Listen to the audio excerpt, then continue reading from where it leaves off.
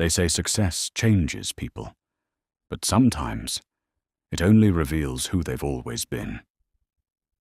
6 years ago, when Daniel Carter had nothing but a second-hand laptop and an unfinished business plan, there was only one person who believed in him, Elena. She met him when he was still sharing an apartment with 2 roommates, when his suits were borrowed, when his confidence was louder than his bank account. He used to tell her, "Just give me time. I'll build something big, I promise." And she believed him. Not because he was impressive, but because he was determined. Back then, Elena wasn't flashy.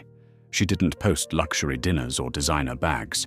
She worked quietly as a financial analyst for a mid-sized firm, careful with numbers, careful with people, careful with love. When Daniel's startup idea was rejected by 3 investors, he came home defeated. Papers were scattered across their tiny kitchen table. Bills overdue, rent late. "I just need one chance," he said, running his hands through his hair. Elena didn't say much. She walked into the bedroom, opened a small locked box inside her drawer, and took out an envelope.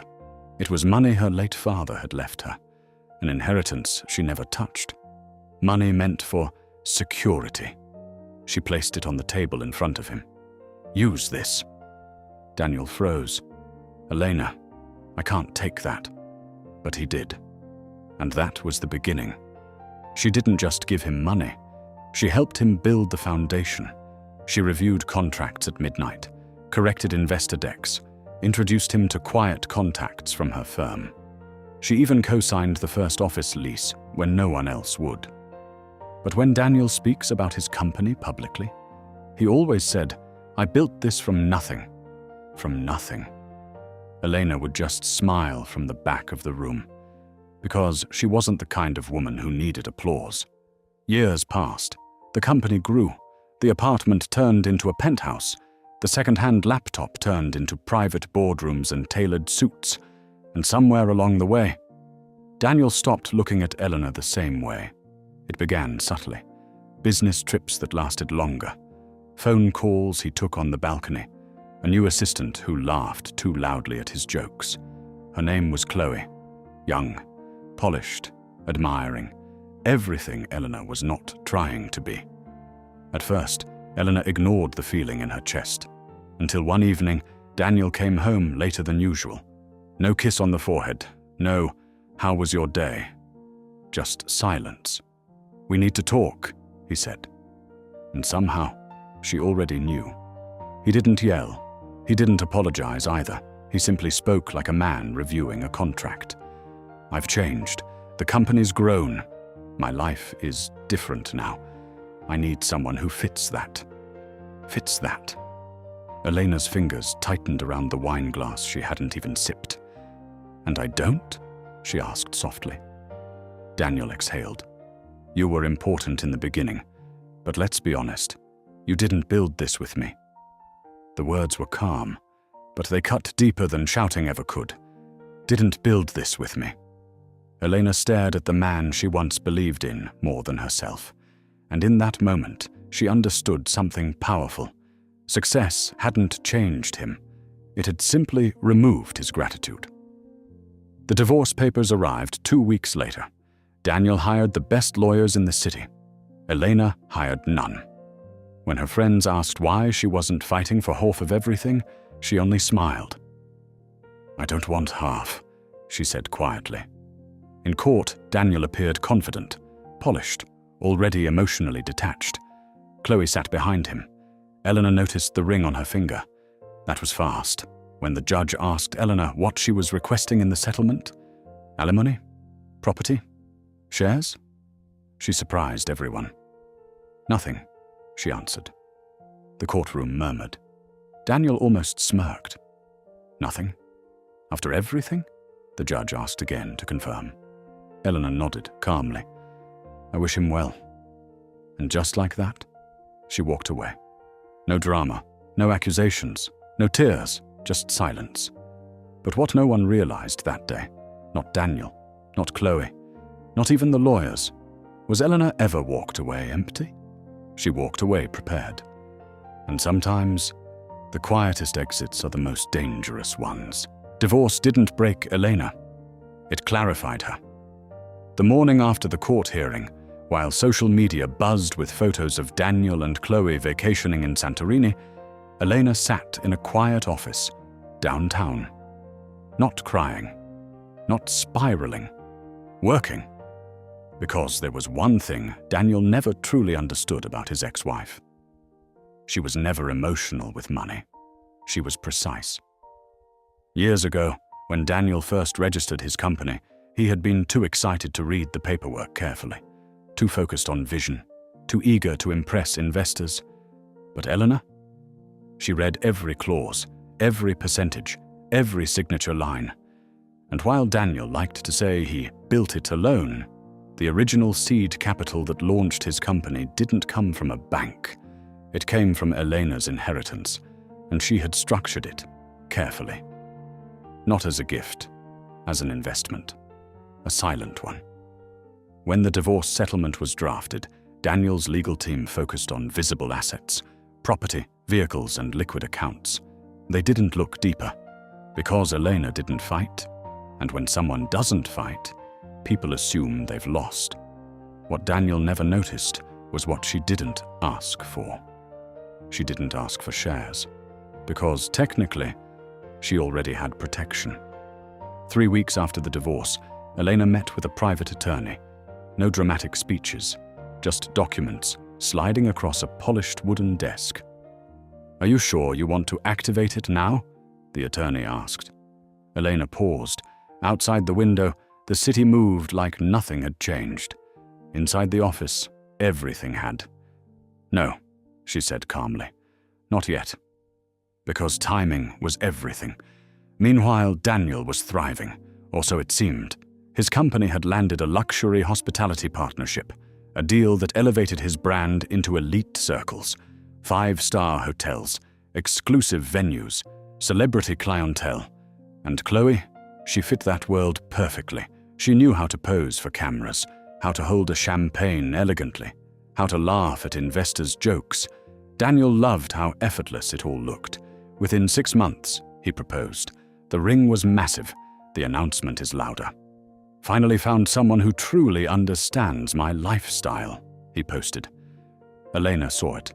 Of course she did. She didn't react. Instead, she made one phone call to a quiet investment group that rarely appeared in headlines, Aurora Holdings, a company that most people thought was just another private capital firm. But it wasn't. Not really. Aurora Holdings was built quietly over the last 5 years, with Eleanor's strategic investments, with returns Daniel never traced, with contacts she never introduced to him. She didn't build it loudly. She built it invisibly. When Daniel chose the Grand Meridian Ballroom for his wedding reception, the most luxurious venue in the city, he felt proud. It symbolized arrival, power, status. The event planner assured him everything would be handled through a hospitality sponsorship partnership. Discounted rates, premium decor, full production. Daniel didn't ask questions. He assumed it was because of his company's reputation. But the truth? The Grand Meridian wasn't operating independently anymore. 2 months prior, Aurora Holdings had acquired the majority shares in its parent group, and Daniel never checked, because powerful men often forget to ask who owns the room they're standing in. Elena reviewed the final event proposal from her office. Crystal chandeliers, imported roses, private orchestra, custom gold monogrammed napkins, extravagant, beautiful, paid in full. She approved it without hesitation. Her assistant hesitated. "Ma'am, are you sure?" Elena looked at the digital rendering of the ballroom. Yes, she was sure. "Every beginning," she said softly, "deserves proper support." Across town, Daniel stood in front of the mirror, adjusting his tuxedo, days before the wedding. Confident, untouchable. He truly believed he had upgraded his life. He thought Elena had faded into irrelevance, a quiet chapter, a woman who simply couldn't keep up. He never once imagined that the woman he dismissed He was now underwriting the very stage he planned to celebrate on. Because Elena wasn't angry. She wasn't bitter. She wasn't plotting revenge in the dark. She was doing something far more powerful. She was waiting. And sometimes, the most devastating revelations don't come from rage. They come from preparation. The Grand Meridian Ballroom had never looked more radiant. Crystal chandeliers shimmered like captured stars. Gold-trimmed pillars reflected candlelight across polished marble floors. A live orchestra played softly near the balcony. Every table was dressed in ivory silk, every plate rimmed in gold, every detail flawless. It was the kind of wedding people would talk about for years. Daniel stood at the center of it all, confident, tailored, admired. Beside him, Chloe glowed in a custom designer gown. Cameras flashed. Guests whispered about how perfect they looked together. Success, upgrade, victory. That's what the night felt like. As dinner plates were cleared and champagne refilled, Daniel rose from his seat. He tapped his glass with a silver spoon. The room quieted instantly. He smiled, the same smile he wore in investor meetings. Measured, charismatic, controlled. "Thank you all for being here tonight," he began smoothly. "This evening means more to me than you know." He turned toward Chloe and took her hand. "When I look at you, I see the future. A partner who truly understands this life. The ambition, the vision, the drive." Soft applause. Chloe's eyes shimmered with pride. Daniel continued. "I've worked hard to build everything around us, and tonight represents a new beginning, one built on clarity and strength." The words lingered. Some guests shifted slightly, because everyone in that room knew there had been a before, an ex-wife, a quieter chapter. But Daniel didn't mention her name. He didn't need to. His tone said enough. He lifted his glass higher. "To new beginnings." Glasses clinked across the ballroom. Music swelled. But just as Daniel prepared to sit, a subtle movement caught his attention. The event manager was walking toward the stage, folder in hand, expression unreadable. Daniel frowned slightly, but kept his posture composed. The manager leaned in and whispered something into his ear. The color drained from Daniel's face, just slightly. Enough that Chloe noticed. "What is it?" she mouthed. Daniel forced a smile. "Nothing," he whispered back. But the manager didn't step away. Instead, he moved toward the microphone. The orchestra softened. Guests exchanged curious glances. "Ladies and gentlemen," the manager began politely, "before we continue tonight's celebration, there is a brief acknowledgement that must be made." Daniel's jaw tightened. "This event," the manager continued, "has been made possible by a private benefactor who requested discretion until this moment." Whispers rippled through the room. Daniel's heart began to pound, though he didn't understand why. "Aurora Holdings," the manager said clearly, "is the principal financial sponsor of this evening's celebration." Chloe blinked. "Aurora? I thought—" Daniel didn't respond. Because suddenly he remembered. The hospitality partnership, the discounted rate, the expedited approvals. He had assumed it was brand recognition, influence, status. But he had never confirmed. The manager continued. "And the majority shareholder of Aurora Holdings would like to offer her congratulations personally." Her. The ballroom doors opened slowly. Conversations died mid-sentence. Heels clicked against marble, measured, calm, unhurried.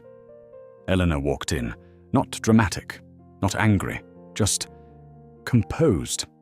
She wore a sleek midnight blue gown that shimmered under chandelier light. Her posture is straight. Her expression was unreadable.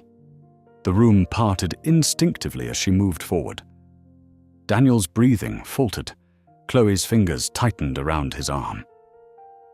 "Why is she here?" Chloe whispered sharply. But Daniel couldn't answer. Because Elena wasn't looking at Chloe. She was looking at him. The manager handed her the microphone. The room held its breath. Elena didn't rush to speak. She glanced around the ballroom slowly. taking in the flowers, the orchestra, the imported champagne, the gold monograms, every detail she had approved. Then she looked at Daniel. Her voice, when it came, was steady. "Congratulations." It wasn't sarcastic. It wasn't bitter. Just simple. "I believe every new beginning deserves proper support." A faint murmur spread across the crowd. Daniel felt heat rise behind his collar. Elena continued. "I was informed that this partnership made your dream wedding possible. I'm glad everything turned out beautifully." Her eyes flicked briefly toward Chloe, not with jealousy, with calm observation. Then back to Daniel. "After all," she added softly, "I've always believed in investing wisely." The weight of the sentence settled heavily. Daniel's mind raced. Investing? Aurora? Majority shareholder? No, that wasn't possible. Chloe leaned toward him, panic creeping into her voice. "You said you paid for this." Daniel swallowed. "I thought I did." Elena stepped back from the microphone gracefully. No screaming, no accusations, no humiliation theatrics, just presence. And somehow, that was worse, because in that moment, Daniel realized something terrifying. The stage he stood on, the lights above him, the champagne in his guests' hands, the luxury he was claiming as his own, had never been fully his. The applause that followed wasn't loud, it was confused, uncertain. Daniel stared at Elena as she handed the microphone back, and for the first time in years, he felt small. For a few seconds after Elena stepped away from the microphone, the ballroom remained suspended in confusion. The orchestra didn't know whether to resume, guests didn't know whether to clap. Daniel didn't know where to look. Chloe's smile had completely disappeared. "What is she talking about?" Chloe whispered sharply.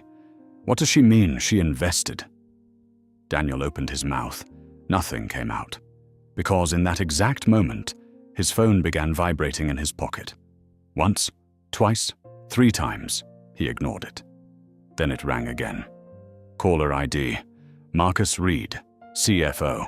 Marcus never called during events. Never. Daniel's chest tightened. He stepped off the stage, forcing a smile as he answered. "Marcus, this isn't a good time." "Daniel," Marcus interrupted, voice tight, urgent. "We have a problem." The noise of the ballroom faded into a distant echo. What problem? Aurora Holdings just withdrew its line of credit. Daniel froze. "That's impossible. It's already done," Marcus continued, "and they've exercised their shareholder rights. They're restructuring the board." Daniel's vision blurred slightly. "They're not the majority," he snapped. A pause. "Yes," Marcus said carefully. "They are." Silence. "They acquired the remaining shares last quarter through subsidiary purchases. It was legal. It was quiet. We didn't trace it in time." Daniel leaned against a marble pillar to steady himself. "You're telling me, I'm telling you," Marcus cut in, "that effective Monday, you're no longer the controlling decision-maker." The words hit harder than any public embarrassment. Control. Gone. Daniel looked across the ballroom. Elena was speaking politely to a group of investors who now watched her with renewed interest. Not as an ex-wife, but as a power player. Chloe approached him, her voice shaking. "Daniel, what's happening?" He lowered the phone slowly. "Elena owns Aurora," he said faintly. Chloe blinked. So Aurora owns the parent group that owns this venue, and apparently, his throat tightened, a large portion of my company. Chloe stepped back, as if the air had shifted temperature. "You told me you built everything yourself?" Daniel didn't answer, because for the first time, he was replaying the past honestly. The inheritance envelope is on the kitchen table, the contract she reviewed, the clauses she inserted, the calm way she walked away, asking for nothing. Nothing. She hadn't asked for half because she didn't need half. She had secured the foundation long ago. The ballroom doors began opening as some guests quietly excused themselves, murmuring into their phones. News spreads fast in rooms filled with investors, very fast. Daniel felt it. The shift, respect transferring, eyes moving from him to her. Elena finished her conversation and walked toward the exit. Daniel moved instinctively. Elena. She stopped but didn't turn immediately. When she did, her expression was composed. "Did you plan this?" he asked, struggling to keep his voice steady. She studied him for a long second. "No," she said softly. "I prepared for it." "That's not the same thing." "It is," she replied calmly. "Preparation only feels like revenge when someone realizes they underestimated you." Daniel exhaled sharply. "You could have told me." "Would you have listened?" she asked gently. He had no answer. The orchestra awkwardly resumed playing behind them. Chloe stood frozen near the stage, guests whispering around her. "You didn't need to humiliate me," Daniel said. Elena's eyes didn't harden. They didn't soften either. "I didn't humiliate you," she said quietly. "You toasted a future built on something you never fully understood." She stepped closer, not threatening, just clear. "You said I didn't build it with you?" Her voice was steady. "I simply corrected the narrative." Daniel felt the weight of the truth press down on him. The penthouse, the contracts, the partnerships, the wedding, all standing on foundations she helped pour. And when she walked away, he assumed the foundation had disappeared. But it didn't. It evolved. "You'll remove me?" he asked, barely above a whisper. Elena shook her head slightly. "I don't remove people, Daniel. I restructure." A subtle pause. "You'll remain on the board, as long as you perform." The words were surgical, professional, final. He was no longer the visionary king. He was an employee in the empire she now controlled. Elena glanced once toward Chloe, not with anger, but with something almost like pity. "Congratulations," she said softly. "I hope the new beginning is everything you wanted." Then she turned and walked out of the ballroom she paid for, heels echoing against marble, confident, unaffected, the doors closed behind her. And for the first time in years, Daniel understood something painful. She had never needed to fight him. She only needed to stop protecting him. The chandeliers still sparkled, the orchestra still played, the wedding continued. But the power had shifted. Quietly, completely, and permanently. If you've ever been underestimated, if someone ever thought you were nothing, remember, silence doesn't mean weakness. Sometimes it means preparation. Comment below.